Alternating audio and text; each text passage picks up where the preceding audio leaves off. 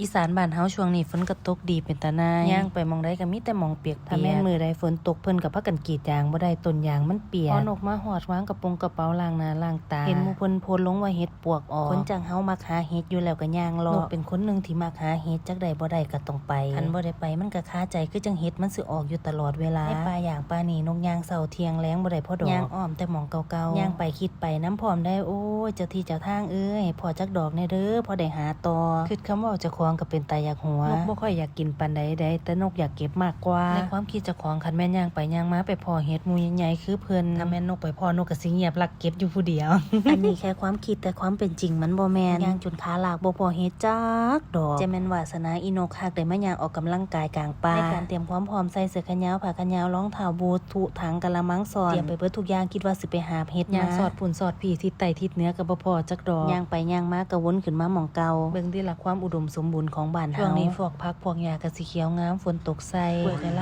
ลายสุกถิ่มก็มีบ่ค่อยมีคนกินปานใดตานกนี่บ่ได้แนมอีหยังดอกแนมหาแต่เห็ดเพื่อมันออกอยู่ใต้ดินในป่าหลังเฮือนปกติมันก็ออกทุกปีได้แต่ปีนี้มันบ่ทันออกอยู่หรือฝนตกใส่ดินมันซุ่มแห้งมันก็เลยยังบ่ออกอันนี้แค่รอบเช้าย่างไปทั่วมันบ่ได้ก็เลยขึ้นมาบ้านอยู่บ้านเฮาบ่อึดแต่แนวอยากแนวกินมีทุกอย่างเบิ่งที่ละต้นบักฮุ่งต้นน้อยๆมันดกหลายจนอะไรเอาไม้ค้ำไว้ลุงมือก็ไปตัดกล้วยมาได้2เครือนึงมันก็เน่าแล้วล่ะจักเพิ่นเอามาหยังในหมู่บ้านบักฮุ่งเพิ่นก็พากันปลูกทุกหลังคาเฮือนมีแต่ต้นดกๆย่างขึ้นมาฮอดหน้าบ้านไว้รุ่นใหญ่นมโสดเพิ่นก็ถามว่าได้บ่ก็เลยว่าไปดังไฟตั้งหม้อขึ้นได้เป็น5พุ่นเช้านี้ทรงสีคือบ่ทันเมาปกติสิเมาแต่เช้าเว้าก็บ่ฮู้เรื่องเป๊กมาแล้วล่ะแต่ว่ายังบ่ทันเมากำลังเก็บทรงอยู่